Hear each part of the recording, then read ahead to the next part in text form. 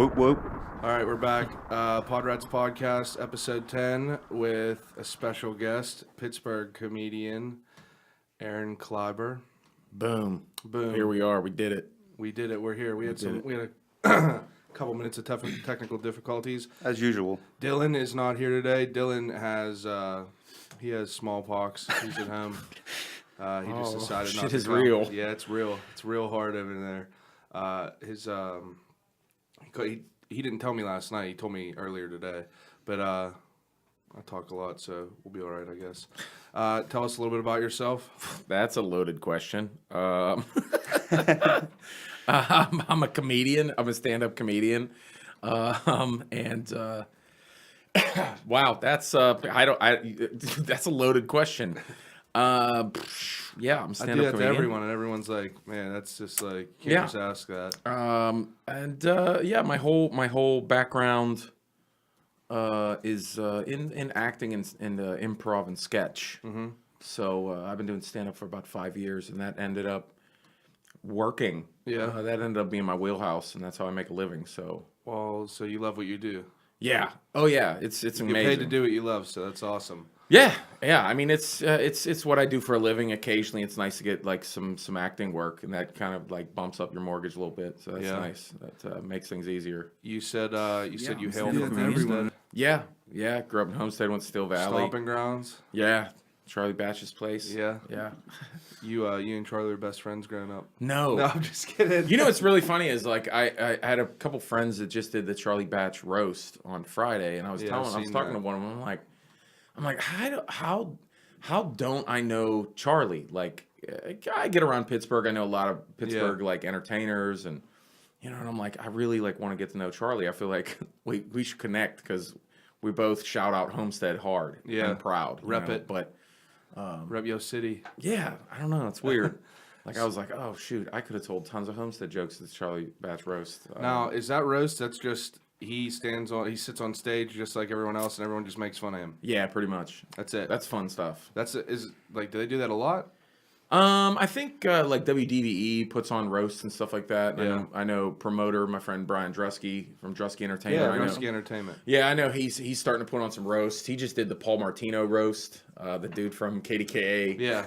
And my buddy Shannon Norman was on it. A couple other comedians were on it. So, and we've done roasts in Pittsburgh for like comedians that leave town. Like one of my best friends, Danny Palumbo, he left town and he's been in Austin for 2 years doing stand up, and so awesome. We do like little roasts like that for guys that leave town and follow their dreams. As I told you before, whenever you came in, I'm completely new to the whole comedy scene. Yeah, I straight up just told you I didn't know who you were before. That's fine. You got to be honest with it. That's why you got to be honest. This is our chance to bond and learn about each other. Yeah. So, like I said, I'm new with the comedians and everything like that, and I don't really see a lot of stand-up. The closest, that was my first stand-up besides for seeing Weird Al at the Chevy Amphitheater. But we saw Joey Diaz. Oh, yeah, we saw Joey Diaz. We saw Joey Diaz a couple years before. We were real Where was fucked Joey up, Diaz at? He was at Mullins. Mullins. Oh, I know what you're talking about. Yeah, him and Red Band. Yeah, I know what you're talking about. Was it just them two, him and Red Band? Yeah. Probably, that's what I thought. It was That's before I knew Red Band. That was 2 years ago? I believe so, yeah. Yeah, somewhere around there. That was awesome, though. It was. Yeah. Joey Diaz is probably one of my favorite human Just did a show at Joey Diaz in L.A. I did John Lovett's Club with Joey Diaz. That's awesome. How was it? It was amazing. And it was the first time I ever saw him live. It was the first time I ever met him. Yeah. Because I know a lot of Death Squad guys, and I said, Joey, dude, you're the last dude that I've not like met and worked with. Like, I'm excited. Yeah. And he's like, who gives a fuck? I'm out. Let's do a good show. Cocksucker. Yeah. I'm like, all right, cool. So another thing that you that I was real excited about, you just brought up was you seen my tattoo, and you told me that opened the door to you're a big monster movie nerd. Correct. Yeah. Yeah. And that's a big thing. Yeah, I'm sure you've talked about have you talked about your tattoos before? No, I've never posted them online or anything like that. I spotted it instantly as we're just chilling, and I'm like, that's Dracula from Monster Squad. Yeah, and for people who don't know, Monster Squad is literally, we explain it the same way. It's the Goonies. Goonies with monsters. Yeah, it's just the Goonies fighting monsters. Yeah, pretty much. And it's the most epic movie ever. It came out in 1987. Awesome. Yeah. And there's like not really any. It has the mom from the Goonies in it. That's pretty much the only big name. And the Wolfman is played by Uncle Rico from Napoleon Dynamite. Nuh-uh. Really? Boom! Did I just drop crazy knowledge Wait. on you Is right that now? real? Look it up, motherfucker. Oh shit! The dude in the Uncle Rico. and the dude in the payphone booth. Yeah. Oh yeah. I'm gonna kill your son. That's That's Uncle Rico, dude. Holy shit! Oh yeah. That just was I like feel bad I can't be part of this conversation. Yeah. I've never seen it. I haven't. I Uncle just Rico. I just downloaded it the other day. That's on your my, favorite movie of all time. I'm really excited. I dropped knowledge. I Yeah, just dude. got some points to you, didn't I? I mean, I could quote that movie probably the entire way through, but I don't know. Uncle shit like Rico. that. Yeah, that's Sure is. that's a real big deal. Yeah. Somebody lock me up. That's awesome. Somebody lock me up. Yeah, dude. That's the reason I started liking that movie is because my aunt and uncle they owned ET Video in White Oak. Oh, nice. And they owned that one, and I was probably that was probably between me being 1 and 6. They owned that, and they babysat me a lot, and I just watched movies every day, all day. That's what I did, but I was a latchkey kid, so that's why I watched a lot of movies. Yeah. I still have the original recorded VHS of my Monster Squad, and I couldn't. It was before I could read, so they just drew a picture on it, and I still have it. I swear to God, I still. What have is it. the picture? You need to tweet that. I've got to see that picture. I'll of tweet that. it at you as soon as I get That home. is It so says funny. it says the Monster Squad real faded, and it has like a picture of like this weird like 7 type symbol. I don't know why. I just drew it on Is there. it so like I the could remember. amulet symbol or No, something? it's nothing to deal with it. It looks like a 7-Eleven symbol. You drew it for yourself? Yeah, because I couldn't read it, and I remember I would always wake up whenever you were younger. You wake up before people, and I would watch that shit every single day. He's speaking some ancient. Yeah. I did that with I'm talking The hieroglyphics. Little Mermaid. I wore the tape out over and over. Really? I shouldn't admit that. I like the Little Mermaid too. I'm not gonna lie. I'm a big, I mean, I'm a dad. I have a 5-year-old daughter, so I've seen all the Disney princess movies. what's your favorite? My favorite? Yeah. I wouldn't say I have a favorite Disney princess movie. What's your favorite Disney movie? Oh, geez. I mean, if you start getting into like, I mean, I'm not talking about the generic the ones. where Pixar it's like- stuff. No. Like the Pixar stuff is great because it's like Disney, Pixar. But I mean, if I had to go with, I really like the Jungle Book. It's amazing, Dude, it really is amazing. I love the music in the Jungle Book. I want to be like you. Yeah, I It's love so it. Good. Yeah, my son likes Jungle Book and the Peter Pan cartoon. How many kids you have? 2? 2. Yeah, What are they? You said your 5 and daughter's 3. 5 and 3. my son's 3. Yeah. Now, are they hilarious? My son is pretty hilarious. Yeah. He's I follow you on Instagram and so like he's just you bought a new car and he's just in the back like or in the front of the dude. picture like That picture of my new car is completely unplanned and organic, and people are like, "Oh, like it." Honestly, my son. Okay, I got a new car, and the guy that sold it to me was cool, and I was like, yeah, let me take a picture, I'll put it online, tweet it, tell people to go to Dean Honda, whatever. Yeah. And my son is always trying to photobomb pictures. And if you follow me on Instagram at Aaron Kleiber, he jumps into the corner. He looks like a goddamn cartoon character, like in the corner of the picture, and I'm just like shaking his hand, like hi, and he's in the corner like he's hilarious. And so like I Instagram, and it's got like that picture got like 300 likes on Facebook, like because of my son. Like people don't care I got a new car. It's my son. Kids are. It's one of the best photo bombs of all time. Kids are It's hilarious. amazing. Do you love being a dad? Yeah, he's dude. It's like I get to spend time during the day. Like my daughter's at school now, so my son and I, like we just we eat breakfast, we hang out, and I started like vining him and like doing funny. Like he's like my son is like Vine famous. Yeah. Someone saw me at a comedy club and was like, "Hey, big fan of your son on Vine." And I was like, "What?" He's like, "Dude, your little boy is hilarious on Vine." I'm like, "For real?" Oh, your ammo. Like I just did a half an hour in front of you, and the first the best thing you you could say say. is, "My son is hilarious on Vine." Check this out. My son, I've done a couple YouTube videos with him too, and my son is actually going to be on Ridiculousness on MTV. that's awesome. They have a video of me and my son. I'm doing something funny with him when he was a little younger, and then they want to use like 4 or 5 vines of my son. Really? Yeah, already signed the papers. Yeah. That's fucking awesome. Any clue when that's coming out? No. Look out for No idea. I know their new season's starting soon. So. That's epic. I know it's ridiculous. Am I were you on Doug Loves Movies when you were Yeah. in? Yeah. When he was in last Yes. time? I missed that show. Yep. I had to work here. I was on Doug Loves Movies. I mean, I'm connected with Doug through through Burt Kreischer, through Death Squad, through Red Band. Like, I think I was starting to say, like, I worked with Burt a bunch on the road, and then we were in Columbus. Were we in Columbus or Dayton? And I guess Red Band came and visited home. Red Band is from Columbus. Yeah. And he did a guest set, and then, you know, he saw me, and he was like, dude, you're hilarious. He was like, we need to connect. And I was like, all right, cool. And so I've connected with Red Band, and then Red Band put me on the Death Squad tour. We did like a little Midwest tour, Ohio, and I did this little mini 2-week tour with Red Band, Tony Hinchcliffe, Tommy Bunn, Segura, and Doug Benson. And I was awesome. I was the MC of that Death Squad tour, and that was pretty dope. I would love to see that whole entire lineup. That dude, it was me, Tony, and it sucks because I'm just getting into all this stuff, so I never knew about all of them, and I just downloaded Segura's new completely normal.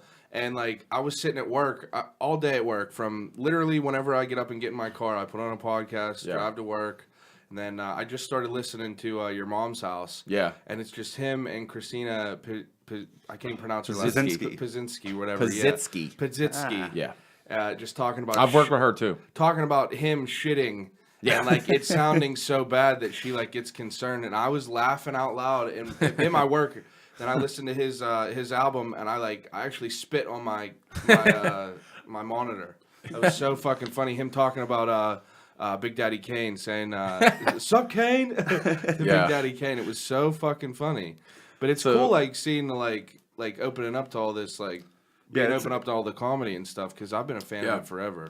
Yeah, that's just how I got connected with like Doug and I. Like, I think the scene's only exploding for like the podcast, how accessible it is to young people like us. Like, I don't watch TV anymore. I listen to podcasts. Like, I go to work and listen, and like being able to be local and have that connection with you have local guys like you and stuff. And, it's awesome. It's really cool. Yeah, get to know people on a better level, and that when you see them live, you relate to hearing them talk. It's even more personal. A little bit about their life and what you think's funny, like how you said you hate Tootsie Pops.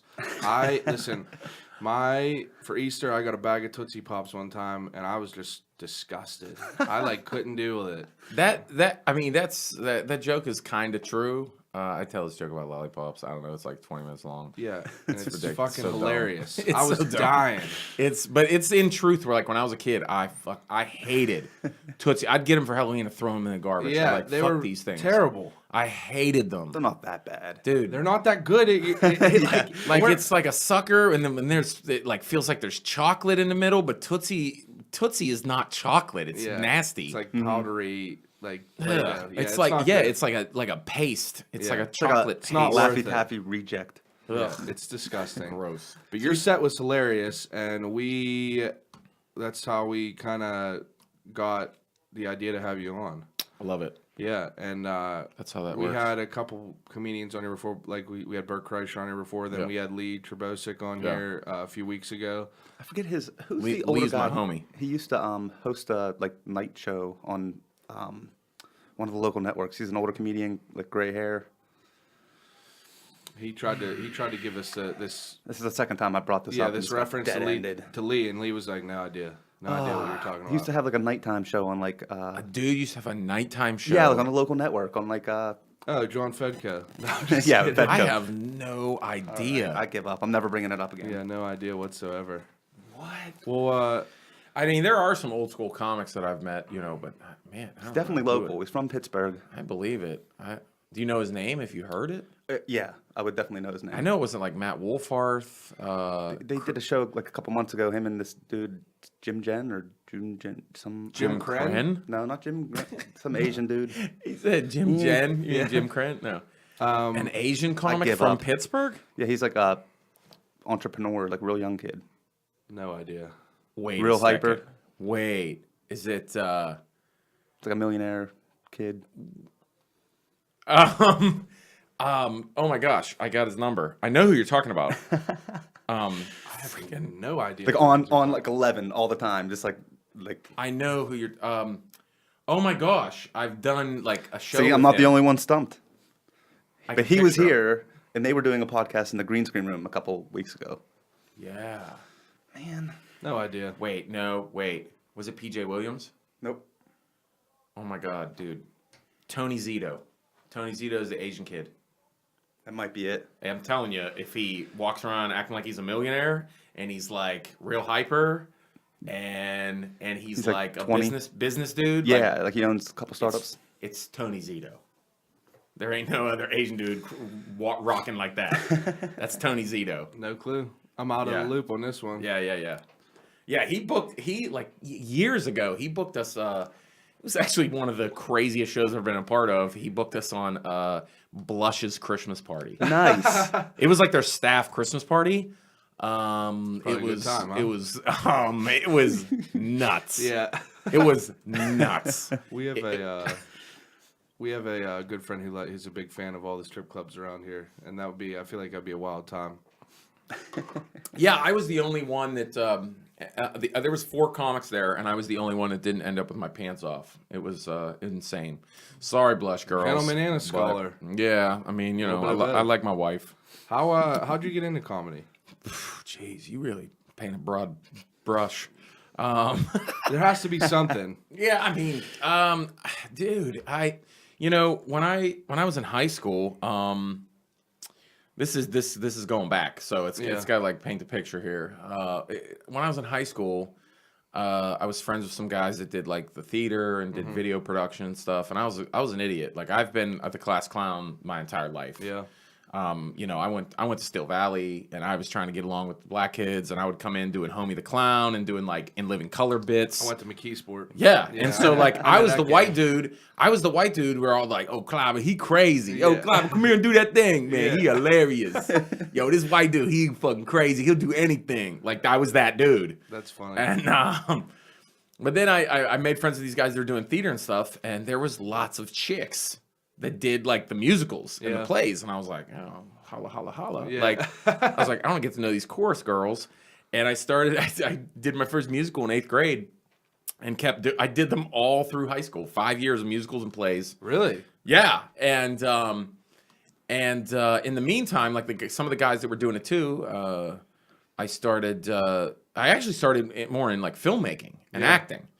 And my buddy Chris Prexta, who he's the producer of Pittsburgh Dad. Oh, okay. He's a tall dude that's, shoots and edits Pittsburgh Dad.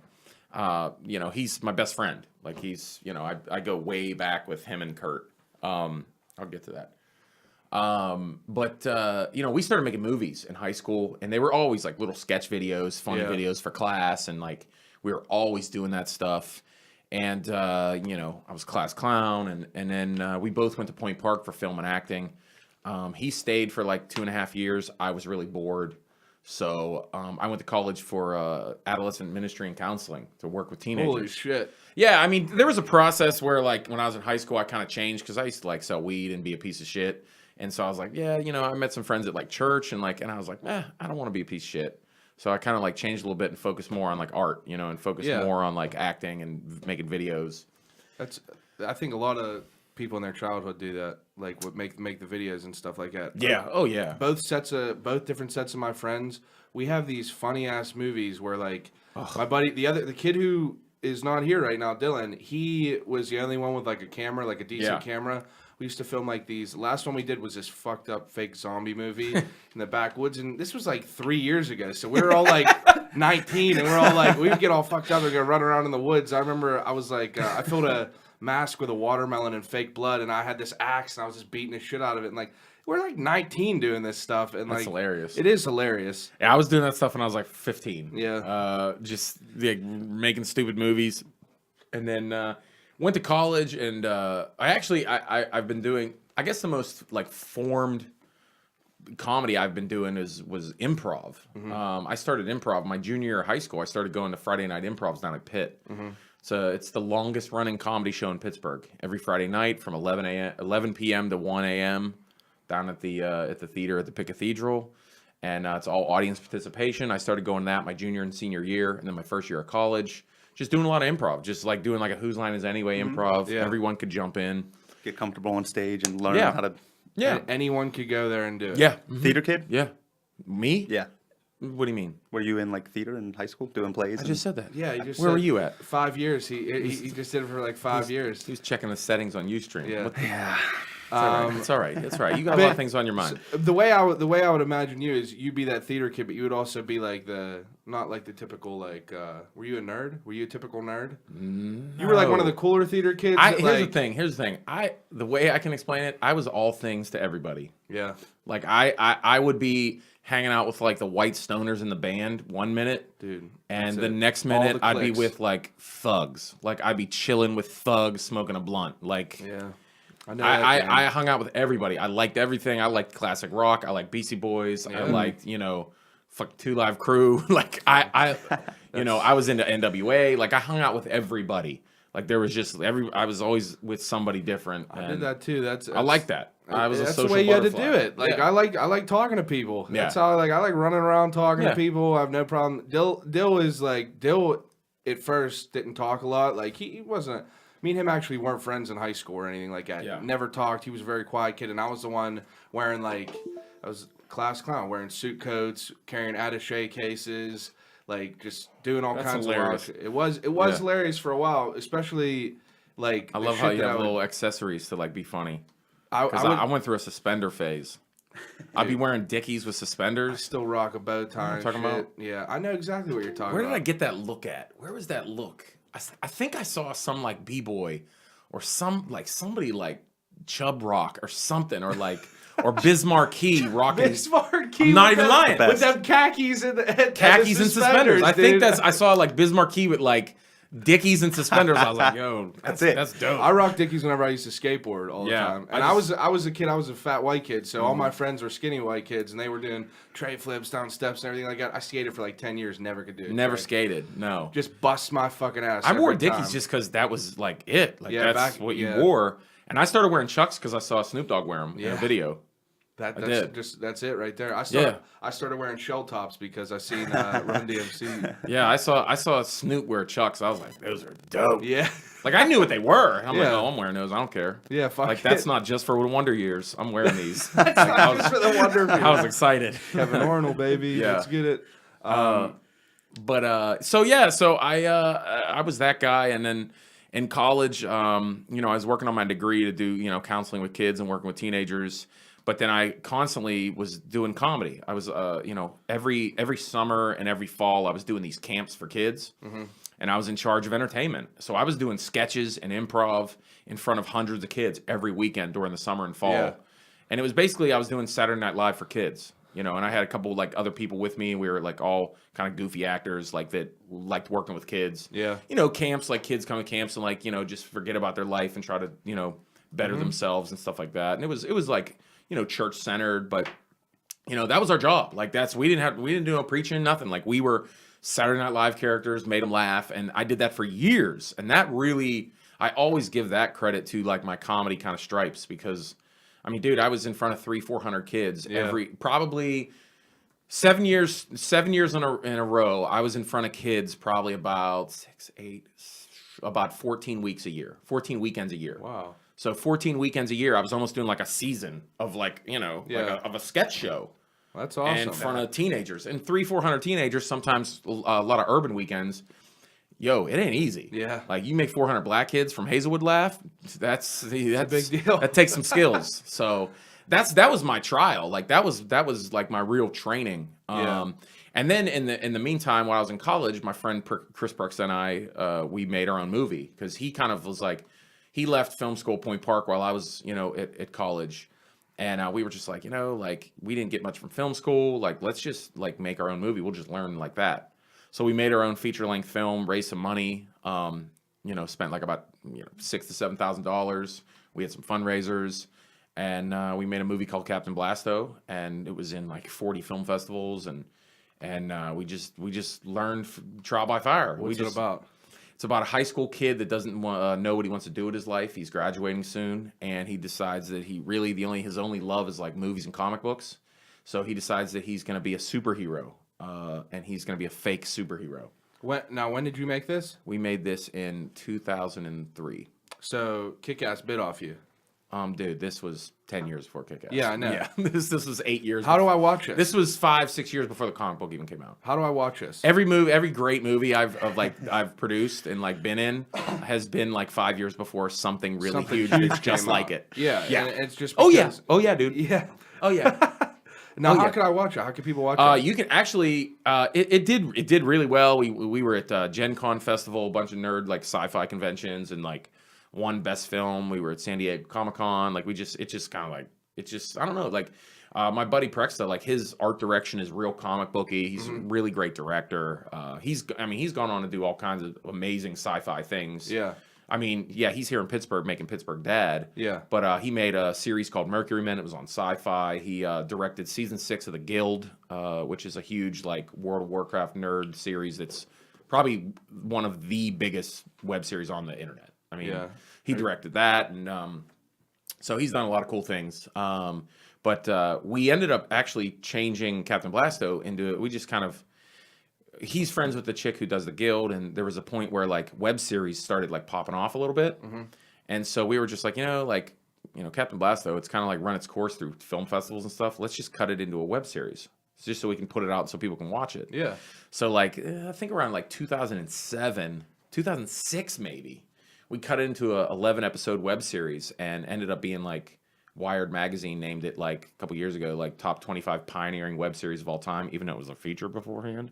But it was just, we just cut it into a web series, and it's so now it's straight up just on like YouTube or on CaptainBlasto.com. You can watch the whole 11 episode series. That's the first movie we ever made. That's us as kids, straight up like. And how old were you when you were in that? I think I was. Well, how old are you now? I'm 32. 32 right now. So I was 22 because it was 10. That's awesome. Actually, this year is the 10-year anniversary. I honestly really like to watch it. We're actually trying to get like a screening together of. That'd be awesome. Yeah, and that's how we met Pittsburgh Dad. That's when we met Kurt Wooten. Okay. He was actually. He just graduated from WVU in theater, and he actually played the villain in Captain Blasto, and that's we've known him. Yeah. So Pittsburgh Dad, like we've known him for 10 years, and that's we're all close friends. I've seen him. He lifts at the gym by my house. Oh yeah, in White Oak.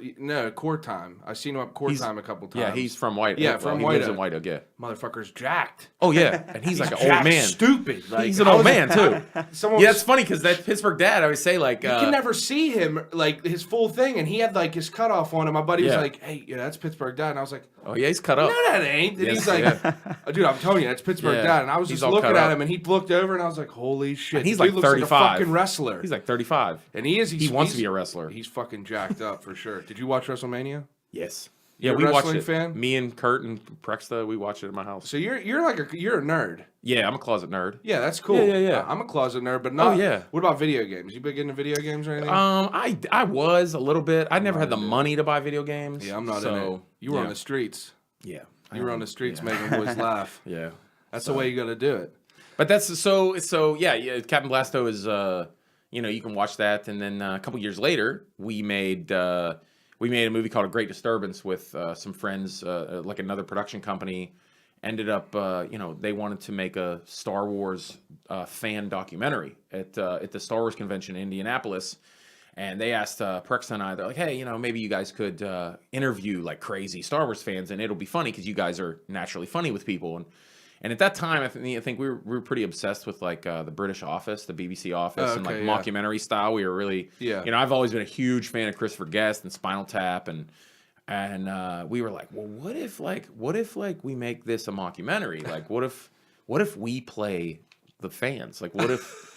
So we made a movie called A Great Disturbance. And this is somewhere I could watch it. Yeah. If you acted like Star Wars fans. Yes. Well, what it is like a documentary film crew follows 5 different Star Wars fans from around the country. They all come together, and it's us. Dude, I gotta watch it. We're interacting with real people. I gotta watch it. And it was basically it's Borat before Borat. Like it's me fucking with people all day. That's the best. As I got a tight ass wizard shirt on and a belt pack, and my name is Phil Rawls, and I'm an IT guy. You have glasses on or anything? No, but I wear like ATV sunglasses and smoke cloves. Oh like my god! You and smoke cloves. That's the best part. I act like I'm like a badass dude, and I'm obsessed with Anakin Skywalker. I'm obsessed with Jake Lloyd. I say like I joke about how Jake Lloyd is my favorite actor of all time, and people are like, "Are you fucking kidding me, dude?" Like they think I'm crazy, and it's fun. And there's other characters in it that are people like me in it, but I mean, there's a guy in it, Jeff, a friend of ours, who is not an actor, and he played this character, Lee Sagowitz, and that's all I will say is you need to see Lee Sagowitz. I'm gonna watch that. We're gonna post all that shit up. The full movie is on my YouTube page. I gotta let my tattoo artist know about that because he is a freak Star Wars nerd. He's actually painting he paints these full size lightsaber paintings. Yeah, and they're identical. Like, there's probably somewhere good. There's water out there too. You want some water? Yeah, I got it. Okay, we're good. But he's a Star Wars freak. Yeah, and he does the character of Star Wars. He just did this huge piece. He did the Star Wars sleeve and everything, and he would love that. And dude, I mean, it's a blast. And I'm like, it's funny because people would be like, "Oh, you guys are just fucking making fun of Star Wars fans." I'm like, no, we're Star Wars fans. Yeah. Like we're nerds. We're Star Wars fans, and it was making fun of ourselves as much as we were making fun of anybody else. Absolutely, and people don't appreciate that. They're like, "Fuck you guys." And that took off pretty hard underground. Like I mean, we went through lots of DVDs. Mm-hmm. We went same thing, Comic-Con. Like we were at Comic-Cons all over the country, won some awards, and people really liked it. And then it just kind of fell off the face of the earth. Everybody involved in making it kind of went their separate ways. Yeah, and just kind of fell off. And there was really no way to watch it for years. And it's crazy that there's fans. There's fans around the country of A Great Disturbance where at least still once a month I'll get somebody message me on Twitter or on Facebook and like, "Are you Phil from Great Disturbance?" my friend just showed it to me. We live in San Diego, and I'm like, "What?" So it just travels random places. I mean, there's probably about 10,000 DVDs out there, and we went through so many. I need this. I need to get it. Yeah, and so there was people asking me like, "How do I watch it? How do I watch it?" I'm like, "We're out of DVDs." Like, I don't know what to tell you. Mm-hmm. So then, about a year ago, I was literally bootlegging CDs off of my copy and just sending them people for $2 shipping and handling. I'm here. I'll send you one. And then my buddy, I do some web series stuff, and my buddy that shoots and edits and directs stuff, Dustin Dowling. He was like, "Dude, just rip it and put it on YouTube." He's like, "Because your channel's it's like a what's it called? Like a sponsored channel now or whatever it's called." Yeah, make some throwback on it. No big deal or nothing. No, I don't know what they call. I don't remember what they call it. Like I don't fucking when they approve you to do whatever you want. Yeah, you do whatever you want on YouTube. Verified. Verified. Yeah. So they're like, he was like, "You can put a full movie on as long as it's yours." And I'm like, "Yeah, sure, okay." So I just put the whole thing on, and now it's on your YouTube right now. Yeah, you can watch the whole movie on YouTube. We're gonna post. And that's the same as your Instagram, and that's the same as your Twitter. At Aaron Kleiber. We're gonna post all this stuff. I'm gonna keep it simple. Up our Twitter I like tomorrow. I'm gonna blow up the entire Twitter tomorrow. Yeah, so we did that, and I guess that was the one thing that I worked with kids for a while, and that was the one thing when I started traveling film festivals as Phil Rawls, as this character from A Great Disturbance, it was like when you have fans, and it was the first time people were taking pictures of you and want your autograph. I'm like, this shit is wild. This is, and it really, I loved, I've been entertaining for a long time, but at that point I was like, I really like this. This is fun. And let's be honest, I mean, being an entertainer is selfish. I mean, you get some glory, and it feels good. Absolutely. I mean, I've been that kid that wanted attention my whole life. Yeah. You know what I mean? So I'm not. I got no shame in the game. That's exactly it. I like getting attention. Feels good. You like feeling noticed. I used to fucking do magic tricks at my Christmas dance, dude. I told Lee about this, and Lee was like, and I was like, but whoa, I know Lee ain't making fun of you because this.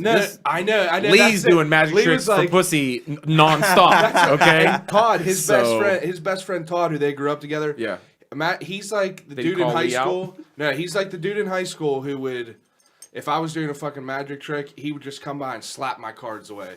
Because, like I said, chubby white kid just walking around. Hilarious. And he's like the douchebag. He was super good at BMX and magazines and shit that. Yeah. So girls and everything like that. And I'm sitting there fucking doing magic tricks to try to get some girls' phone numbers and shit like that. And Lee's like, well, you asked Lee, it pays off. Yeah, Lee was like, dude. He was like, you make a card disappear for a woman, or you make it reappear with your number on it, or something like that. He was like, that's all you need to do. And like, I know exactly what you're talking about. Like, I mean, that's what it is. You like getting attention. Like mm-hmm. I like people knowing who I am, and I like being center of attention. I admit, it's for fun. Sure. It's fun, man. It really is. And you know what though? Like I always say too, this may sound corny coming out of like my counseling background, but I always say too, like there's a lot of things that I could have done in my life to make myself feel better. Yeah. You know, I could have done all kinds of shit. I could, be ruining women's lives and, being a criminal and, Yeah, but you're doing I could be doing drugs. Way. Yeah, whatever. Like I could be doing all kinds of things to make myself happy, but I do something that's positive for other people. Yeah, and you're making people laugh. Me feel good too. Like, so you're having a good time. It's a good trade-off. We came to see your set and we were all just fucking dying the entire time. And you, like they were like, oh, there's a guy opening. And we sat down and watched it, and you started doing like the skits about the Santa Claus and everything like that. And I was like, this dude's fucking hilarious because everyone has their own style. Yeah. I like how yours, like you were screaming, yelling, everything like that, like getting like you were real involved. And I like how that is. I'm intense. Yeah, and it's awesome because like you just don't give a fuck. Yeah, and that's pretty much it. And like if I look at you. I would look at you and I wouldn't think whatsoever. Yeah, I love that. Yeah. I love when people before shows, like especially like comedy club bookers or owners or like servers at comedy clubs, like they'll see me, like they'll see me the first time I'm there and they'll be like, are you okay? Because before show, I just chill. I save it up. Yeah, I you walked in the green room, and you were like, hey, I'm just chilling. Yeah. And I'm like, and they're like, are you okay? I'm like, yeah, I'm cool. Chilling. Yeah. I'm cool. And they're like, okay. And then they saw me, and they're like, what the fuck? Where did that come from? And then after the show, I'm like, cool, yeah. All right, I'm chilling. Like, it's just, I don't know. Like, I guess after you, like, go from being, like, an obnoxious teenager to actually, like, being funny for a living, you learn how to make it, like, a light switch. You just kind of, like, know when to turn it on and off, and, like, I don't know. You learn how to use it like a tool, Yeah, and it is. It's like in, I'm definitely a fan. I really want to check those movies out.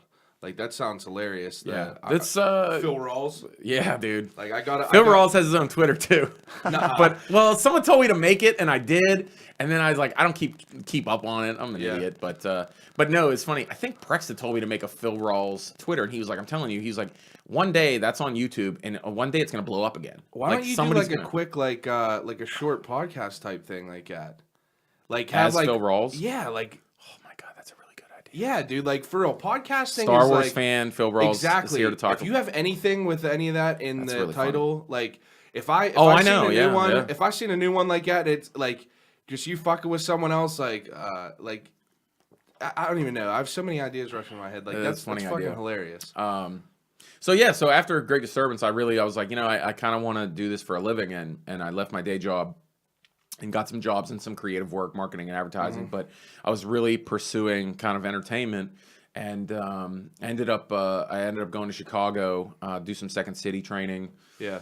And did some improv training, and then came back, and I was kind of involved in the improv scene and doing some sketch comedy with my own group, and then I was doing Whose Line Is It Anyway, and a couple other shows on like the Gateway Clipper on like the riverboat, and an old actor, actually, he's in a lot of horror movies in Pittsburgh. His name's Sam Nicotero. He was in The Crazies. He was in Children of the Living Dead. He was the old guy in Captain Blasto. And so I was friends with him. Well, his son, Frank Nicotero, is a headline comic. He was like on Street Smarts and like he hosts a bunch of like game shows and stuff. Funny dude. And he was in town and he saw me do Whose Line Is It Anyway, and he's like, the Nicotero family came to see me. And yeah, Greg Nicotero is his cousin. Like anyway, you know what I'm talking about, right? Greg Nicotero? No. Come on, zombie fan, get out of my face. Dude. Greg Nicotero is the new Tom Savini. Come on, get with it. Greg Nicotero produces, and he's like the makeup master right now. He produces, has directed episodes of Walking Dead. But there's no one that's just the new Tom Savini. Tom Savini's in his own. Tom Savini's Tom Savini. I mean, Tom Savini really helped create gore Like monster gore for sure. And Greg Nicotero, I mean, he's close friends with Tom Savini. He's from Tom Savini. And it's funny when you look at like all the monster makeup in the last 40 years, about 90% of it's from Pittsburgh and Tom Savini. Yeah, exactly. It's the zombie capital of the world. It really is for sure. And I mean, I definitely don't know who that person is or whatever. I was Get with it. You know who Pat McGee is? Oh, I know that name. Yeah, he did like Freddy Krueger shit like that. And Yeah. I was watching. That was like the only movies that were those were the only huge name movies. He was just trying to do a Bigfoot movie that he was on like Rogan's podcast and everything like that. And he's a bigger dude, and he ended up doing a Kickstarter for it, but didn't get enough money to do it. Yeah, and it was called like Ooh Rock or something like that, and it looks so fucking sick, but. Well, Bigfoot movies are really big right now. Like my friend Bobcat Goldthwait just did a big Bigfoot movie, and then Kurt, Pittsburgh dad, our friend Jared Show from LA just came back and they just wrapped on filming a Bigfoot like comedy horror movie. Really? I did a scene in it. And it's really funny. Yeah, and like now that it's about these Beaver County hicks like hunting for Bigfoot. It's funny as shit. And Kurt plays a hilarious Beaver County hick. When does this happen? When? I don't know, man. You just finished wrapping. They literally just finished wrapping like 2 weeks ago. Yeah, that's and like I did notice that like that is getting like that's another thing that like people haven't like touched on. There's trends, there's trends in movies for sure. But anyway, I'll finish the. So Frank Nicotero was a headline comic. He was like, you should do stand-up. Yeah. And, at this point, I was really only doing, like, acting and sketch and improv. And I was like, dude, I've never done stand-up in my life. And he's like, dude, and I was asking him about stand-up. I started writing it a little bit. I got feedback from an audition I did one time. And they were like, well, you have lots of improv, but we'd like to have somebody with stand-up experience, too. And I was like, huh. So I started writing it. So I told Frank, I was like, yeah, I've been writing stand-up. He's like, well, I have a show in Pittsburgh next week. You should just come do a guest set. I was like, man, I've never done it ever. He's like, so what? Who cares? He did it on Corner Cafe, right in the South Side Slopes. Okay. And because that used to actually be a pretty dope little comedy room. It's for about 3 or 4 years. Dude ran it, Dave Dunbar. He made it a dope little comedy room, little B room. And so Frank was up there. And he was like, yeah, just come do 5 minutes. I'm like, okay. Like, I was like, I never would have thought I would be doing stand-up ever at this point. Mm-hmm. So I was like, fuck it, I'm going to try it. Whatever. It's like the one comedy medium I've never tried. Yeah. So I went and did 5 minutes, and the dude that ran the place, he's like, hey, come back next week. You're pretty funny. And I'm like, what? I'm like, okay. That's awesome. That's a really good first show story. Yeah. Like, most people are like, I bombed. I bombed. Well, you hear everything. I got booed off. Yeah, but you know what? Like, I always say, too, that, like, I had, at that point, I had at least 10 years of stage experience in improv. Oh, yeah. So, that's a good base. It's 100% a good base. It says a lot, too, that I've been doing stand-up 5 years. I've done some cool stuff, Yeah. So I did that. I went back the next week, and then I did a couple open mics. And like the first time I ever did stand-up, it was December 29th, 2008. That was Frank's first show, that show. And then I took off for a few months because I actually got some decent acting gigs, like 2 right in a row, 2 back-to-back, like the biggest ones I ever got. In the spring and summer of 2009, I did an ABC Family movie with one of the Cheetah Girls. I played her dumb fat husband. What was it called? It was called Help Me, Help You. At first, it was called If It Ain't Broke, Break It. And then they redistributed it to Help Me, Help You. And it was had Steve Guttenberg, Rondell Sheridan, and Sabrina Bryan, the Cheetah Girl. And I was like her fat husband. Steve Guttenberg had lunch with him. And that was a really cool experience. Yeah. So I did that. And then literally a week later, I went and auditioned for the movie Warrior that filmed here, the UFC movie with Tom Hardy. Yeah. And I got a part in that, and a pretty legit. That's how I got my union status as an actor. What were you in there? I was. Did you ever see Warrior? Yeah. Have you seen it? Yeah. Well, it's kind of hard to explain because if you saw Warrior, then you didn't see me. I was cast as Kurt Angle was in it. Yeah. And Kurt Angle played Koba. He was like the Fedor character. Yeah. And I was his Russian manager. I was Koba's manager. Really? Yeah. And at that time, I was like fat and kind of built a little bit, and I was fat and I was lifting. hoping you were going to say stunt double. Yeah, no. I actually have been a stunt double, which is really hilarious, too. For who? You got to tell us for who. For Ethan Suplee for Unstoppable. Yeah. The train movie? Yeah. The fat dude from My Name's Earl. Yeah, it was his stunt double. Yeah. You were. Yes, I was. Dude, fucking look it up. That's hilarious. So I got Warrior because at this point I was just like, I did some acting, but it was all comic stuff. It was like comedy stuff. Mm-hmm. And I've never done anything like serious. And this was a huge deal in Pittsburgh. I mean, it was a big movie. And so I'm at this callback. I get a callback, and there's like me and like 5 other huge fucking dudes. Okay. And I guess it was the casting director or the assistant director or something, or one of the producers, and they're like, "Which one of you has done Second City that can do accents?" And I was like, I look around. I'm like, me, I guess. And she's like, yeah. She says, you can do Russian? And I was like, yeah. She's like, all right. So I started talking in a Russian accent, like yelling at her in a Russian accent. And she's like, and she's like, are you Russian? Do you speak Russian? And I started doing gibberish Russian to her. Like,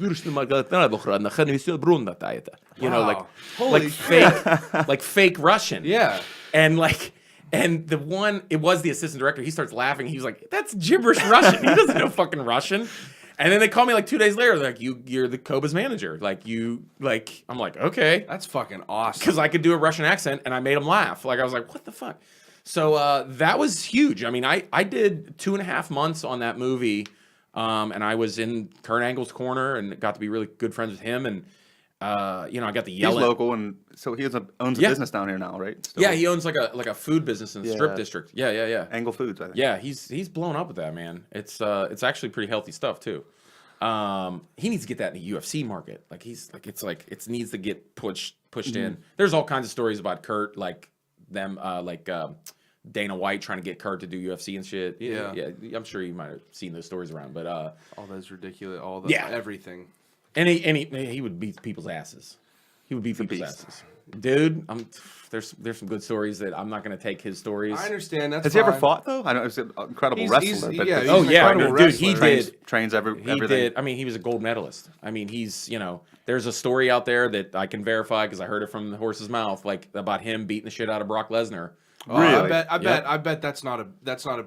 I bet you that's true for sure. That's a true story. Yeah. In WWE, Brock Lesnar, he challenged Brock Lesnar to a straight up Greco match and beat him 2 out of 3. And Brock Lesnar tried to hit him with a table. True. What do you think about the Undertaker losing? I don't give a shit. Yeah, I don't give a shit. I don't think that's a big deal at all. I was kind of happy. Undertaker should have lost at the 20th.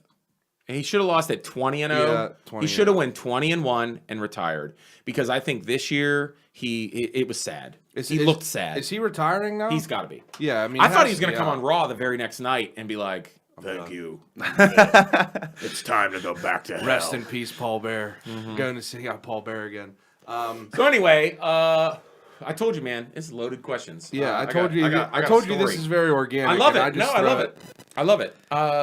So no, after I did those movies, I wasn't doing stand-up at all. I tried it a few times, went to a couple of open mics, and then there was some local comics that were in extras in the movie. Mm-hmm.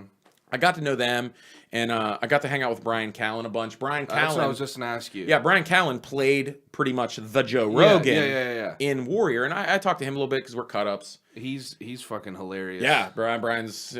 I mean, I honestly give Brian credit for having some conversations with me about comedy, because he was like, "Oh, you do stand up?" And I was like, "No, do this and this and this." And I was like, "I don't know, dude." I was like, "I've done a couple, open mics. I can't figure out stand up."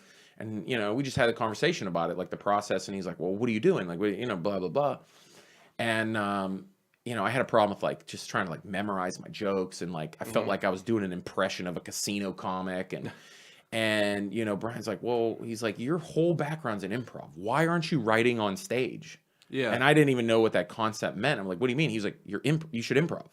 You should improv your jokes. Marry the two. He's like, a lot of guys do that. Come up with your jokes, but then take that joke and just go on it. Just riff on it as much as you can, and you'll find some gold nuggets there. And I'm like, okay. I was like, that made a lot of sense to me. I was like, use my strength in, improv, my years of experience to kind of help stand up. And I was like, okay. And then a friend I met he was an extra in Warrior. He was like, hey, I talked to him about stand up a little bit, and he was like, you know what, we're having a show. You should come just do the show. he's like, can you do 15 minutes? And I was like, sure. Like, I want to do a show. He's like, you can get paid. I'm like, fuck yeah, let's do this. Yeah. I've done stand-up 4 times. Let's do this show. So, like... Fuck yeah, I'll do 15. That's all you need is 15 minutes. Yeah, so, and I just it kind of clicked with me. And I went and did this show and invited, like, 5 friends or whatever. It was at the Pittsburgh Cafe in Oakland. It was July 17, 2009. And it was literally 3 days after we were done filming. And had some friends come, and I started going, and I started riffing on a couple of my bits, and it was like killing. I'm like, holy shit, he was right. Like, Brian Callen was right. Yeah, that's it. So I ended up doing 18 minutes and just fucking tore it apart. Yeah. And like the local comics on the show, like, who is this guy? Like, what the fuck? And I'm like, I don't even know what I'm doing. I'm just brand new person murderer. Like, I just randomly like wrote a joke about how I'm still afraid of spiders as a grown man, and I just riffed on being afraid of spiders for 10 minutes, like, or whatever, like roller coasters, and like I was just riffing, and I was like, holy shit, this is like working. And then from then on, like that summer 2009, I just went hard. Yeah. I went to every single open mic, did any show I possibly could. So, I mean, since then, it's I've toured around the country with huge people. I've played, most major comedy clubs in the country. I've been on TV doing stand-up twice in 5 years. Can I ask you a question? I ask everyone who's like actually had the opportunity for me to ask this, but who's the biggest person you ever met? Who's the most famous person you ever met?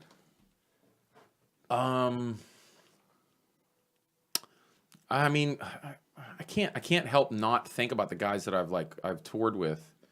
I mean, the 2 guys that I really that I've toured with are Bob Saget and Jim Brewer. Really? Yeah, I'm kind of like I open for Bob a lot on the East Coast. What's he like? He's the nicest person I've ever met. Really? Dude, let me tell you something, dude. I will, if I could sell stock in Bob Saget, I would. He is the smartest, kindest dude I've ever met. It really messes with my head to think, because I was always a Full House fan. See him on Full House, oh, Danny Tanner. Then I see him in Half Baked. You ever suck dick for coke? And then I see him in Entourage. Yeah, dude. Going to that. That's his style, man. House. He's like it's like all different, and I feel like I can't get a good like. Well, and too, like, and I've heard him talk about this extensively, and we've talked about it. Like, it's funny, like when he was like, his character when he started was like the clean cut white dude. Yeah. Who happened to be really filthy, and that's his thing. That's always been his thing. Before he was on Full House, really? He was the dude who was like, "Hi everyone, how you doing? How you doing? I'm trying to eat some fucking pussy tonight." Like, and people would be like, "What?" Like, he'd be this clean cut, tall, skinny dude. Like, "Hey everybody!" Like, he'd be like a Smothers brother, and then be just dropping bombs. Like, that's hilarious. That was his thing. But then he got Full House, and he was like, "Oh, I'm on like an ABC sitcom. Yeah. This is hilarious." And that happens still to this day. I mean, like, comics get TV shows, and you have no idea what their comedy is like. And if you listen to any podcast, like with Patton Oswalt, he talks about this a lot. Patton, what's the book he just wrote?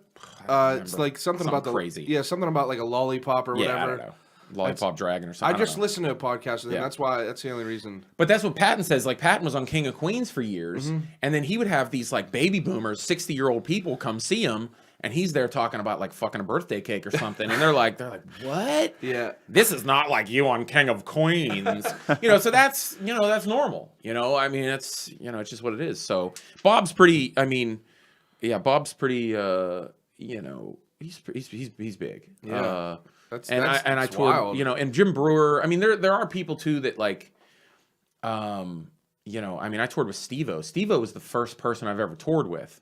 And I was doing comedy Did you do that show with him in the Improv a couple years ago? Yes. Yeah, I didn't get to go see it. I did New Year's Eve with him. Is this sober Steve-O? Yeah. Cool. Yeah. Boring Steve-O. I did New Year's Eve with him, and then I toured with him in Florida a little bit and a couple other places. And, so that was the first time. Well, no, that's not true, because like when I hung out with Kurt Angle on Warrior, that was the first time I was with somebody super famous that was... Well, I don't know, because right before that, I was kind of with Gutenberg and, like, Sabrina Bryan, but nobody really knew who the fuck she was. But no, like, Kurt Angle, walking around with Kurt Angle, like, we'd walk around down Oakland and be like, Lee, let's go to the O and get, like, a sandwich. Or let's go to Permandy's in Oakland and get a sandwich. And I'm like, okay. That's awesome. Or let's walk to Starbucks, because we were filming at the Peterson Event Center. So I'm walking around Oakland, and at this point, like, a lot of people don't realize they're just people. Yeah. You know what I mean? So you're just chilling. You're just friends, whatever, you're talking. So, but it's like I remember the first time I experienced this. I think it was with Kurt, where like we're walking down to like Starbucks and people are losing their fucking minds. They're like, "That's Kurt Angle! Oh shit!" And I was just like, I'm like, oh, this dude I'm with is really fucking famous. Yeah. Like, it just kind of like blows your mind a little bit. And I went through the same thing with Steve-O. That was like, because like Bob Saget's a little low key. Like, he's sneaky. Yeah. You know, he'll sneak around and like, but like Steve-O, like walking around with him in Florida and stuff is just like, what? Like, it's a little mind blowing. Like it's a whole nother world you get to see. And it's kind of mind blowing. But I tell you what, I got to bring this up since we're talking about like, you know, whatever celebrity kind of stuff, which is really douchey on my part to talk about. Doesn't matter. You got to do it. This is you interesting. I know. No. I try so hard because if you ever talk to people like, you're name dropping or whatever, I'm like, whatever. Fuck all that. Yeah, I know. Interviews you're allowed. I always tell my wife, I always tell my wife and my mom, I'm like, you guys are allowed to name drop. I'm not. You can talk all you want, whatever. It's for you to gloat about. But honestly, the one person that I was starstruck by, not Brewer, not Steve-O, not Bob Saget, I was starstruck the first time I worked with Tommy Davidson. Because In Living Color is so ingrained in me. Like, the comedy is just so just in me. Did you do a show with him? Yeah, I've worked with him a bunch. Okay, yeah, he's my homie. Like that's hilarious. I've worked with him a bunch. And that's something you probably grew up on watching. Dude, like I grew up laughing my ass off watching him run away from Wanda. You know what I mean? Like, like it just, you know, and him as the dude. I used to do this all the time when he was the salesman with Keenan Ivory Wayans. I know exactly what. He'd be like, he'd be like, bam, bam, right here. Oh God, yeah, like, you know, like Tommy Davis. So I remember we were hanging out. He's like, yeah, let's go out for a drink or whatever. I'm like, all right, cool. And I'm in my wife's like 2003 Hyundai Elantra, and Tommy's like, "Yeah, you drive. Let's go kick it." And I'm like, "All right." So I'm driving my car, and we just did a show. This is my first show I did with him, and I look over in my passenger seat, and I'm like, "I'm fucking driving around Tommy Davidson from A Living Color." Yeah, one of your heroes. And I was like, "This shit is crazy." That's wild, man. That was the one. Isn't that funny that like? Yeah, something you grew up on. I don't know, but it really was Tommy that really I was like shit, like this is real. Yeah, you know, that's like awesome, man. Like, yeah. So that was kind of weird, but that's really funny. It's him from A Living Color that you were the most starstruck by. But yeah, I know. I can definitely understand that because that's something. That's the kind of shit that was like always on that like you watch and you're like, man, this is hilarious. And that's something you grew up on. That's like it was just helped mold you. I just remember having that moment, you know, and I did have that too, kind of when I've worked with Harlan Williams a bunch. Yeah, and it's funny how I worked like with almost everybody from Half Baked. Isn't that funny? Yeah, I was just with Harlan in L.A. and I was just saying like I've worked with everybody but Chappelle from like Half Baked. Like, yeah, well, and Stephen Wright's in that too. But what about I just had a brain fart. God damn it! I swear to God, it was just sitting there on the tip of my tongue. At least once. But I was a little starstruck from Harlan too because I was a huge fan of Half Baked. Dumb and Dumber is one of my favorite funny movies of all time. And I honestly, like, you know, I think Harlan is one of the best, most underrated character actors of all time. I don't really ever see him in anything anymore, really. Yeah, I mean, he's just hustling, man. He does shows all over the country. Yeah, dude, his live show is like no other. His improv on stage is so damn funny. I would definitely like to see that. Dude, Harlan's so fun. I was just here with Harlan. Like, Harlan was just in Pittsburgh like 3 months ago. Well, next time. Yeah, next time. Next time, definitely. I just want to start being open up to like. I just want to start going to people who I don't know because like I said, I didn't know who you were and you were fucking hilarious. Thank you, brother. And I had there's people, man. It's funny that like people are like. People always ask, they're like, "Oh, who's your favorite comedian of all time?" There's just so many awesome ones. Yeah, there is, and they're like, "But who's the best right now?" And it's hard to say because like I know there are guys like this weekend I'm working with John Witherspoon. I'm with John Witherspoon tonight at the Pittsburgh Improv. Tonight? What time? Yeah, tonight, 7 p.m. And John, I've worked with John a bunch. Love that guy. He's like my old black uncle. I love John Witherspoon, Pops from Friday. And John is somebody like I've seen him perform his set 50 times. And I could watch it every single time. Start cracking up. And it's so damn funny. He's so damn funny. I want to go see that now. So there's guys like that, like, you know, and honestly, I've been really fortunate to like tour and work with a bunch of really great guys. So like, you know, people like Kreischer, Jim Brewer, like they're amazing on stage. And there are guys that there are people that don't realize that, like, I always tell people, like when I was here with Bert, I said, you got to come see Bert live. You have to see Bert live. He's a destroyer. He really was, and he was fucking hammered. Yeah. The second show? Yeah. He was sliced up. Oh, you should have seen him when we went. Did you go to Rock? You weren't at Rock Bottom afterwards. Yeah, he was there. Oh yeah, I was there. Yeah. We were.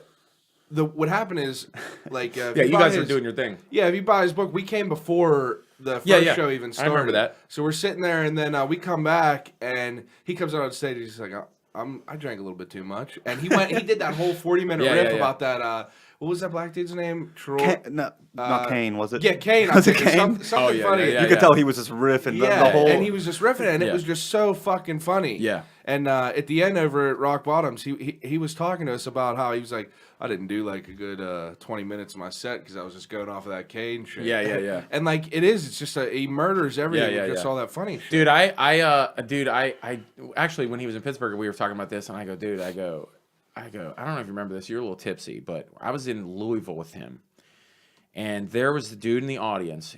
I swear to God, dude, it was a 90-year-old black man. He was in Bert's audience. I know, it was so funny.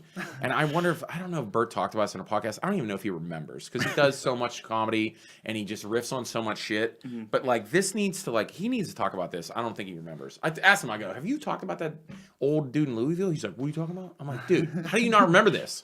It was one of the funniest things I've ever seen. Bert starts talking to this 90-year-old black man in the audience in Louisville, and this old black dude's like, yeah, I'm gonna come to the comedy show, goddamn it, man, you son of a bitch, you know, like he is a straight up like old black dude, like and Bert talks to this dude for a half an hour about like him growing up, and Bert goes, I gotta know, he goes, how'd you lose your virginity? Like how'd you, like, you know, you're 90, like how the fuck, when did this happen? And this dude really, he was like, well, I was 16 years old, and it was with a beautiful woman in a field. No joke. And Bert is just going on and on, like talking to this dude. He's like, did they have blowjobs back then? Like what? He's like, oh, they did, but they were bad bitches that do that. Like this, like, and this dude talking about like sex in the 30s, man, like in the 20s. That's awesome. It was mind blowing. I was like, this is amazing. Yeah, you should definitely. It was like he was doing a podcast with this old black man. It was hilarious. That's and awesome. he don't even remember it. He was just like, I don't know what happened. It was like a blackout conversation, but it was one of the funniest things I've ever seen. But yeah, there's guys like that. Oh, what I was saying was, you know, there's guys that I work with that I think are just amazing to watch live. But, you know, I'll say too, I'm like, I think the best right now is Bill Burr. Yeah. Bill Burr is just a destroyer. Yeah, he's unbelievable. And people will still be like, who's Bill Burr? I've never heard of him. And I'm like, what? How? You know, and then I'm like, you know, he's the little dude in Breaking Bad. They're like, oh yeah, he's the little guy from Breaking Bad. You know, like. I listened to his podcast about how I forget what city he was in, and he just started making fun of it. Or Philly. Philly. He went on. Oh, come on, dude. That's legendary. Yeah. Oh, dude, that's one of the best crowd videos. Oh yeah, I was dying. They gave him a standing ovation at the end, didn't they? After he ripped him a new asshole. Yeah, it's spectacular. Every comic knows about that shit. Mm-hmm. Oh, that is a gem. Yeah, that is the fucking Bible of crowd work. I mean, it's just, that video is unreal. I think he just is a funny, like, he's not like funny looking. It's just like you hear him, and then like you will see him, and you just look at him, and he just kills. Oh, it's just his voice, you know. Yeah. He's gonna come on, fuck these fucking guys, you know. Like he's just crazy. It is. He's amazing. It's real funny. I like. I've been listening to Ari's stand up. Like a lot of his like, comedy bits and everything. Yeah. He's hilarious too. He's just like, very, very well educated, and him talking about like all that stuff. Well thought out. Yeah, and that's pretty much, I feel like that's like a good upper hand. I'm not smart whatsoever. Me neither, dude. Dude, I have like 2 degrees. I don't know nothing. Yeah. Like that's what. Yeah. Dude, like I try to be smart, and then like, you know, I listen to my jokes. I'm like, what the fuck? What am I talking about? Like, it's just other shit that people think's hilarious. And I see smart comics, and you know, my buddy that's in Austin now, I mentioned before, Danny Palumbo, like. You know, he's a pretty smart comic, and like him and I, we came up together. We went to every open mic together, helped each other, and it kind of helped that we were so opposite. in delivery and like what we wrote about. And, you know, I was a dad and you know, in my late 20s at that time, and he's like 23, you know, single, good looking dude, you know, so we were so opposite that I always like saw what Danny did and I was like, I want to do more of that. And then he would see what I'm doing as a performance standpoint or delivery. And he's like, oh, I need to do this a little bit differently. So like, I love watching smart comics and I'm just like, oh my God, I wish I could fucking write that. Oh God, that's funny. Yeah. I'm trying now. Like a bunch of the new stuff I'm doing is I'm trying to be a little more clever and like the Santa and the candles thing. What do you do to like write? I don't know, man. Like is it more? Do you or less... write like physically? Write things down?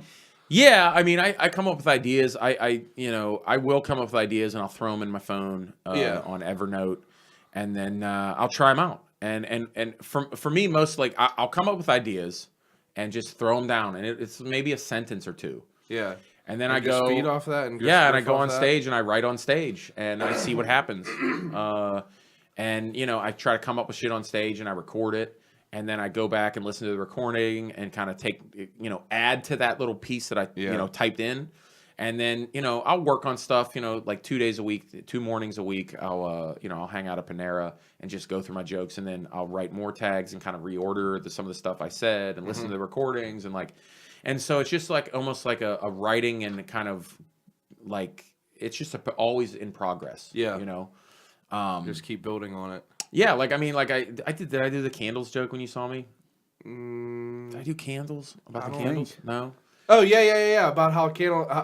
Candles. Yeah. Oh yeah. Man candles. Yeah. Well, yeah, like that. Like I wrote that like right before Christmas. Santa and candles. Those 2 jokes I wrote before Christmas, and so like my whole process is like I'll just come up with that premise of how like man candles are bullshit. Yeah. And, you know, I'll just work around that and just keep adding. And so, like, the man candles, just on Friday, like, I wrote 2 more little things with it. And so, it's my jokes don't, like, you know, I won't do jokes for, like, 6 months and it's like, all right, that's done. It's always evolving. It's always just going. Dude, I do this joke. I don't think I did it when you guys were at Bert's show. Like, I do this joke about how if you're married and you stay home, like, on a Friday night, here's what it's really like. So, like, that started as, like, here's how it's really like, you know, and I have a couple punchlines, whatever. Yeah. That joke is now, like, 12 minutes long. Yeah. Like, it just goes and goes because over the last, like, 2 years, I really probably started that 2 years ago, it just kept getting a minute longer. And it's just an improv thing where I exhaust and I associate. Yeah, if it ain't broke, don't fix it. Well, yeah, but I just keep adding to it. Yeah. Like, you know, so it's like, my process is basically like, you know, so I'm at home with my wife on a Friday night. We're sitting on our couches, okay? Our couches. I said our couches. So then I'll be like, I'll talk about our couches. Then I'll talk about couches more. And then and then we're drinking. And I'll talk about us drinking and what we're watching and what we're watching and like what married people watch on TV. And then it's like, and I'm still in that frame of us on a Friday night. And it's like we're in our game room and I'll fucking rip on game rooms and how people have dens and game rooms and family rooms for 2 minutes. Like, and it just turns into a long ass bit. And it's just... Every time I do it, it gets longer and longer and longer, and I keep adding to it. So it's like, that joke especially, like, I hate it. Like, I'm done with it. But I'm like, that's a 10-minute bit. Yeah, it's probably a killer. Yeah, and it built up to a point where I'm just like, you know, people are like, oh, you got to talk about that married date night. And I'm like, you know, it's the same thing. I just talked about, my friend does a podcast called Talking Shop, and it's mostly about, like, improv and, like, sketch comedy. And he was asking local? me... Yeah, it's a local. Brian Gray does this podcast called Talking Shop, and he was asking me about that process of the joke, and that's the same thing, you know, basically what I just told you guys. And I gave the example to him about this joke I do about the name Brett. Like, I do this joke about the name Brett, and I added to it so much. I went on to say some people have badass names. You know, and I'm like, well, look, like Brett or whatever. And Brett's an example I get. And then I'm like, look at Brett Michaels, you know, Brett Favre. And then I rip on them. And that's how that started. Yeah. And then I just kept going and going over the last, like, couple years. And that Brett joke is seriously 4 years old. Like, it's one of the first jokes I ever started doing. And I don't do it anymore, really. I mean, I put it on my DVD and I don't do it much. But I still get people that are like, dude, why don't you do fucking Brett? You got to do the Brett joke. I'm like, for real? Like, no. Like, I hate it now. I hate it. Because I've done it so much. But it's funny that, like, it never dies. Like, there's stuff that just never dies. Now, what is it, what's it like what's your wife? What's her take on all the comedy thing? Like, she's fine with it. She cashes the checks. Yeah, she don't care. She just like now. Do you just make fun of her all the time and like? No, I mean it's weird because I actually get like grown women like in their 30s that are moms and wives and they're like. There's like, where's your wife at? I want to talk to her. That's a shame. She's like, you're hilarious, but that's your poor wife. And I'm like, look, my wife is nothing like that pretty much. Yeah. Like it's almost it's such an exaggerated version of my life. Yeah. Like I love being married. I love my wife. She's smoking hot. I love it. I love my kids. Like, and it's just finding little funny little things to like kind of elaborate and kind of exhaust and what's the word? Oh my God, what's the word where you take something more than it is? Over-exaggerate? Yeah, I over-exaggerate embellish everything. Mm-hmm. Everything is like 1,000%. That's comedy. Yeah. It's all, It's 1,000% embellished, you know what I mean? And like, like ladies will be like, you don't really do that. I'm like, no. Yeah, but it's just funny. No, like, I didn't put a donut on my dick. Like, what? I forgot. I was just gonna say you fucking the store or whatever like that. Yeah, Whenever right. you're talking like, about that. That's I'm hilarious. like, no. And the only reason I ask that is because I was listening to like that Nerdist podcast with Chris Hardwick, and they were talking about how it could either be super easy to be a comedy with a relationship or super hard to be a comedian. Oh yeah, I mean, I know plenty of guys that have girlfriends and stuff, and it just doesn't work. Yeah, because number one, they don't understand. Their girlfriends don't understand why they have to go hang out in a bar every single night doing comedy with their boys drinking beer. And they're making women feel good. Like, like that's huge. And Jealousy. and then chicks coming up like, oh my God, you were so funny. Like, who's that bitch? Yeah. She was in the audience. No, I mean, you know what? When I first started, it was a little like my wife had to get used to it. Yeah. Because when I was doing open mic, it was a struggle in our life. And like, and you can't just like go there and then like peace out. You got to hang around. Yeah, you hang out and get to know the comics. It's a social club too. And that's how the fans like from a fan standpoint. Like if someone's just there and they leave, fans are like cold to them. Yeah, it's a lot more personable. Like you and Bert came out right after. No, I like hanging out with people. You stayed after and you were talking to people, and like that's a big deal for like the fan base. Yeah, I mean, when I first started out, I was in between careers. I was doing anything for money, and I was doing all kinds of odd jobs. And then at night, I'd be doing stand up every single night, trying to get my chops in. And there was a point where my wife was like, "Okay, for real, you're just going out with Danny to open mics and drinking beer and hanging out with a bunch of like 20-year-old comics." Yeah. She's like, this is bullshit. But then I guess I actually, showed her results. I think that was really helpful. Is it was like, hey, I'm getting shows. Hey, I'm getting shows. Hey, here's money. Things are working. Yeah. Like I'm getting money. That's like, cool. hey, like, I was doing stand up 8 months and got hired at the Improv. That's awesome. And I got hired as a feature before I even got hired as an MC, which was crazy at the time. Now, how many nights a week do you do shows? Every night. Every night. Every night almost. Yeah. I mean, I'm doing something with comedy every single night. Monday night, I host a open mic in Bloomfield at the Pleasure Bar. Tuesday night, not all the time, like all year, but now I'm teaching a stand-up comedy class at Arcade Comedy Theater. Really? Yeah. I want to go check that place out. I haven't been there. Dude, I see it. I'd like to come take that. Let me tell you something, dude. Arcade is taking Pittsburgh comedy into the stratosphere. It is our UCB theater. It doesn't seem like a corporate kind of like, No. It's owned by the people that I came up with doing improv. That's why I'm so involved. Like I'm on their board. I book their stand-up. My best friends own it. Like the people that I came up with when I was 20.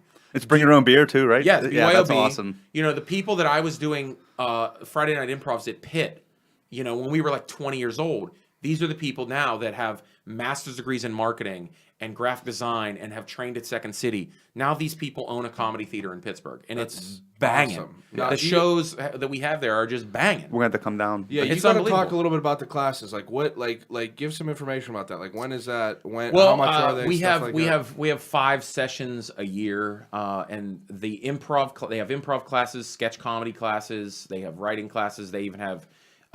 They have like a little kids program that just started now. It's called Penny Arcade. It's the second Saturday of the month in the afternoon where like kids can go watch improv. Like it's family improv and all the classes are just like the improv classes now just book solid.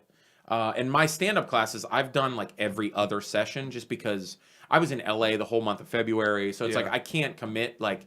And you know, I teach them Tuesday nights. Tuesday at one point is my only night off. Yeah. So now 7 nights a week I'm doing something with comedy. Wow. So Tuesday nights now, like I'm teaching stand up, and I'll probably take a session off, and then every other. And then Wednesday nights I host an open mic at the Beer Hive in the Strip District, which is just comedy and cheap wings. That's a place I was looking at too. It's right across the street from the Alta Bar, right? Yeah. Yeah. Well, no. That's right. No, it's on it's 21st block of Penn Avenue. Okay, so. Yeah, it's by that big corner Steelers store. So it's a couple blocks, 2 or 3 blocks away. Yeah, and that place is like banging too. I mean, it's like is there a lot of people that come in there and do this? Packed. Yeah, packed. Yeah, it's smaller. Is it upstairs or just down? It's downstairs. Okay, and they have $6 for a dozen wings. Wings are some of the best in the city. People come and eat wings and watch comedy right in the bar. It's a blast. And what day is this? Wednesday night. Yeah, Wednesday night at 8. I'm gonna have to start coming. It's banging. Just hang. Like you start to like get into it. I really want to just go up and do it. You should just go up and do it. That's all it is. Like people are like, I don't know. Like I want to get ready, and no, you're never gonna be ready. That's what everyone has told me. Everyone that does this. And I don't ever bring it up to people because I know comedians and everything like that. I'm sure everyone just comes in and say, "Hey, I want to be a comedian," and everything like that. And they, yep, he all the time. What should I do? Get up and do it. Well, I don't. That's something that I would never ask because I feel unless like, you want to take my class. I feel that's why I just asked that. But I feel like I would not like. I don't need any. I want to try what I have. Yeah, and just see how that would go. That's how you know. Yeah, and I don't give a fuck. Like I said, I'm a fat white kid from McKeesport. I got made fun of my entire life. So getting booed off stage wouldn't burn. Yeah, I'm sure you're in the same boat. But listen, I this is completely off subject. We need to get to talk about this. How much time do we have? We're about an hour, a little bit over an hour now, hour 15. Well, I got to talk to you about scary movies and zombie movies and everything like that. In. Like that's something that's a big deal. I ask everyone that comes on here, name some of your favorite movies. That's a loaded question for sure. It's a super loaded question. Yeah. Okay. Well, I break down my favorite movies by genre. I was just gonna say that. Give me a few of each genre. All right. That, I know because my genre is my posters are in my game room. Go ahead. My favorite action movie of all time is Die Hard. My favorite comedy of all time is Dumb and Dumber. Yeah, me too. My favorite horror movie of all time is John Carpenter's Halloween. Oh, that's you heard me say John Carpenter's Halloween. Yeah, that's a good one. Because fuck Rob Zombie. Yeah, it's the only movie I ever walked out of. Yeah, dude, give me a break. I won't even see him. Yeah. I won't even see him. And then like my favorite like adventure, I kind of think of like epic movies is just Raiders of the Lost Ark and Star Wars. I mean, I'm a huge fan of that. Yep. And my favorite drama, which I think punches into my favorite film of all time, is Goodfellas. Yeah. See, that's one thing that I'm a casino guy. A lot of people pick Goodfellas in Vegas. What? Goodfellas in Vegas. That's all it is. But like a lot of people say Goodfellas, they like that a lot better because it shows like much better writing, everything like that. It's much better writing. I mean, we could go back and forth on it all day. This is what I'm the most passionate about. It's just movies. I love it. And when I talk to people about movies, I can piss people off because I will straight up. People are like, "This is my favorite movie." I'm like, "You're a fucking idiot. You don't make no sense." That's fine. Now, what about you're not a fan of any Rob Zombie at all? I thought, which one was first? House of a Thousand Corpses. I thought that was okay. I thought that was the pretty much the only good movie. I don't even want to say that it was good. I will say that it was just different and interesting. It was different, yeah. And it reminded me of those kind of like slasher kind of 70s, 80s, kind of like just it's hard to explain it. Yeah, it was just like slasher films. I just thought it was very interesting. I enjoyed it. Yeah, I enjoyed it. That's it. I didn't necessarily think it was awesome, cool. but I enjoyed it. Yeah, I was like, all right, cool. All right, favorite serial killer? Like real? No, not because that's obviously fucking weird. Obviously not real. Like serial killer movie. I don't know if I have that conversation. Favorite killer movie? Like I mean, it's Freddy. Michael Myers. It's Michael Myers. I think he's definitely the most terrifying. Here's the thing. Scream's my favorite. Really? Goofy as fuck. Scream is 11? How old are you? Scream's 20? Yeah, that was scary when you were like 6. I'm 24. I'm not saying it's scary whatsoever. I'm thinking more or less like that's like the most realistic, and I think that's cool. Yeah. I know what you mean, like realistic wise. Yeah, I'm not saying by far that. Like if there was somebody running around killing people in real life, interesting like as fuck. That would be it. Yeah, that's awesome to me. But like Michael Myers is definitely my I think, you know scariest. What though? I think you have to break it down a little bit more because we're nerds, and I think when you say like favorite like slasher, here's the thing. Like I like Michael Myers a lot more for his character. Yeah. That John Carpenter created. Yeah. And I like how John Carpenter uses him with like his camera movements, his cinematography. I think that's where Michael Myers is superior. Mm-hmm. But I really enjoy Jason Voorhees. Jason Voorhees. I enjoy him as almost like Michael Myers is more of almost like a film slasher. Mm-hmm. And Jason Voorhees to me is almost like a comic book character. You know what I mean? Yeah. Like Jason is my Freddy. Freddy's look, Nightmare on Elm Street's good. It's good, but it's. But I'm not crazy about Freddy. Yeah, I've never been. I'm like okay, super cool. Crazy. I'm the only terrifying thing about those movies to me is like if you were sleeping, like him coming through your dreams. Right. Yeah, that's things. The only terrifying thing. Yeah, when he, you're right. That's probably the scariest parts of Nightmare on Elm Street. Absolutely, like is that like happened, when you're dreaming about him and then it comes to life. Mm-hmm. You know, that is the good parts. That's the most terrifying. Him being like Freddy being haunting is awesome. Yeah. But Jason, I just love almost like the comic book action of Jason. Just I love woods and stuff like that. And Friday the 13th is definitely in my top 10 horror movies of all time. Yeah, like the first one. It's masterful. Yeah, like Sean Cunningham that wrote it. Like it's genius. Like it's and without I hate spoiling Friday the 13th for people, but I'm not. So but that's what makes it so good. I mean, it's Oh, let me throw this out there. I always ask people this, that if you like, have you ever seen The Burning? The Burning, no. Yeah! Go watch The Burning. You're welcome. Go watch The Burning, dude. Is it awesome? Go watch The Burning. Okay, I'll watch it. It's the most underrated slasher film of all time. The Burning is so good. It's very Friday the 13th, but it's very different. How old is it? Awesome. When's it from? Actually, I think it came out like the year after Friday the 13th. It was a copycat of a camp movie. But it is good. You saw Sleepaway Camp? Son, come on. You came to the wrong party, motherfucker. No, this is good. I like this. Sleepaway Camp.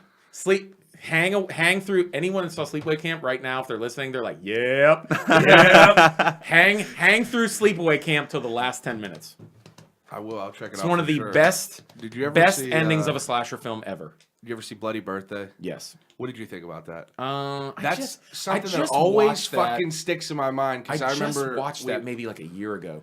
The last couple of years I've been doing this thing where I try really hard. This year was really tough because I was really busy. Yeah. And I was at the Cabo Comedy Festival in October. But the last 3 years, not this year, not 2013, but 12, 11, and 10, I watched a horror movie every day of October. That's awesome. And I tried really hard to watch my favorites, and I tried to watch ones that were, like, I even got suggestions on Facebook and stuff. I'm like, tell me a horror movie. And it actually got exhausting because, like, I would be like, tell me a horror movie I need to see that I haven't seen. And people would be like, people like Critters. Yeah. And I'm like, are you fucking shut up. I actually started Googling like list of horror movies you never seen that are good. And so I started finding those. Like, dude, my favorite horror movie site of all time, I pimp these guys hard. I need a sponsorship. Horror-movies.ca. They're from Canada.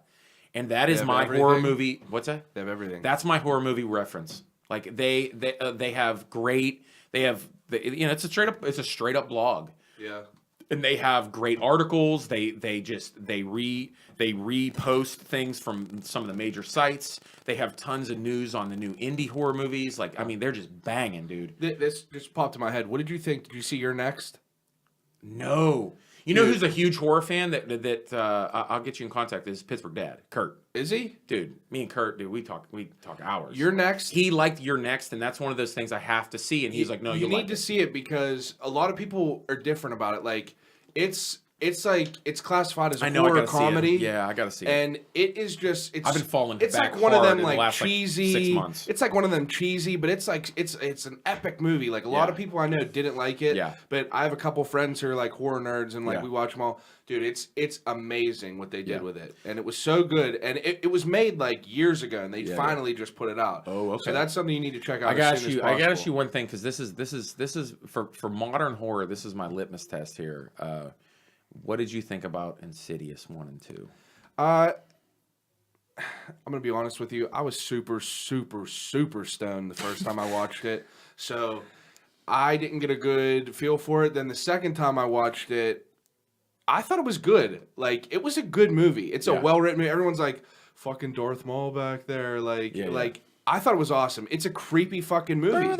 And it's good. It's really good. When that kid jumped out of the bottom of that TV stand. Yeah, bro. I went nuts. I'm a pussy, okay? I love horror movies. I'm a pussy. Yeah. I'm a huge pussy. I'm afraid of everything. I'm more terrified of clowns than you'll ever meet anyone else. Yeah, it's spectacular. We'll talk about something after that. Remind me to tell you. I think Insidious 1 and 2 are the best horror movies made in the last 15 years. You think? Yep. Hands down. James Wan is a master. I mean, he's unbelievable. Remember Saw was way before its time, dude. I was never a huge, let me tell you something. like, Saw junkie. Saw has my adrenaline rush through the whole. I don't like Saw 2 through 100. Yeah, okay, but the first one. Saw was 1. awesome. Let me tell you something. If Saw 1 would have came out like now, it would blow people's minds. Yeah, it was so before its time. He started kind of that like fucked up mentality. That. You know, well, I would say 7 had a lot to do with that too. 7 did have a lot more of a drama. Yeah, that was. But I'm telling you, man, James Wan and what's his writer's his his partner's name who writes. That's one thing that I'm not good at. I'm pretty decent at it. I do not. You know what I don't remember? I remember actors and movies. I do not remember dialogue. I remember dialogue, and I do not. Some actors dialogue is Kurt Wooten. This dude will quote movies all day long. That's what I do. I can quote movies. I can't do it. I don't remember the writers, the directors, anything like that. Fuck, what just popped in my head before that I was going to ask you about? You said the last 15. Oh, do you like? Are you a fan of the? What do you think about the paranormal movies and stuff like that? You know what? At first, I really wrote them off. I did. I did not go see them. Well, first of all, before this, do you believe in ghosts and shit like that? Yes. Okay. Now, you believe in ghosts, so there's That's keeping it 50-50, I think. Like, we're about 50-50 with people we ask, I think. Yeah, because some people are like, fuck no, dude. I saw a ghost. Did you? Can you tell us about it? I saw a ghost when I was like about 12 years old. Can you please tell us about it? Yeah. This is going to scare me. I'm serious. This is going to scare me, and I'm going to think about this tonight before I go to bed. Yeah. But I have to know about it. That's why and I'm actually, I'm a very spiritual dude, and I guess, when I was in college learning theology and stuff like that, it's kind of a weird thing, but I kind of, theologically speaking, I'm kind of okay with ghosts. Yeah. Like it makes sense that there are spirits. There are absolutely. There's and there are ghosts in the Bible. So I mean, are you religious? I am. I am. I like Jesus. Okay. So the thing is, it's so funny. My mom is texting me right now. Yeah. My mom goes, "Do you have Reservoir Dogs?" I'm like, "Yes." She's like, "Okay, I saw it for $3.99." She's like, "Say, Mom, good looking out." I know. Oh, my mom is awesome. It's worth it at any point. And then my mom goes, "Oh, remake of Night of the Living Dead 3D with 3D glasses. Do you want it?" And I was like, "Yes." I mean, if it's $3.99, she said it comes with 4 pairs of 3D glasses, and it's $3.99. Yeah, it's this is the Night of the Living Dead remake 3D. Yeah, the color. It's like a remake. A remake of 3D. It's weak sauce. Yeah, I never seen it. Yeah. Seen it. Yeah, I never seen it. I never seen that motherfucker right there. Yeah, it's like a remake. It's weak sauce, but I was like, whatever. I'll put it in the lexicon. I have like every movie, every zombie movie, every like decent zombie movie ever made. Like I have a whole row of zombie films. Just shooting. I have 3 different releases of Night of the Living Dead. Now, Night of the Living Dead, by the way, is poking Halloween for #1 horror movie of all time for me. It really is.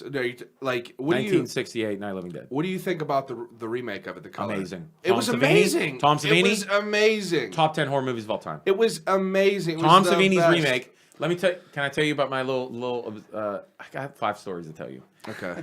Maybe we should do this again sometime and just talk. Dude, listen, zombies.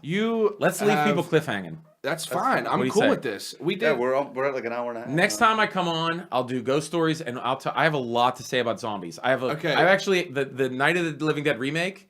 I have a little connection with that. I met Kira Sean and all them, and that's something else that I was meaning to tell you. But we are going to do this. You got to tell us a date at some point. I'll do it. and we could bring this back on. And like, I love it. Obviously, we're not big at all. And who cares? You could come on and we could do this. Yeah. And I would love to talk about just strictly zombies and everything about that. I'm in. Zombie survival and everything, because everyone got their own opinion. Everyone got their own ideas. And I'm glad we haven't talked about Walking Dead yet, because like I got homies like from the Sample Hour and the Inspired Disorder podcast and like a lot of Death Squad podcasts, and like. And I just did a show called Comics on Comics, and when I was in LA, and all we did was talking about Walking Dead, and like it's like they're like you're like the zombie expert comedian. I love the zombies. So all I do is like I'm like, okay, let's not talk about Walking Dead anymore. I'm done talking about it. So yeah, I'm glad we did not. I do. I love all of it, but we need to do this and have another one strictly of all, because there's so much shit. There's so much more shit I got to ask you about. I'm in. One other thing. What did you... This is a random question. It just popped in my head. Okay. How weird is it that Tim Curry was it? Oh, I think that's insane. I think it's amazing. I think it's amazing casting, too. You know what else is weird? How weird is it that was his real hair?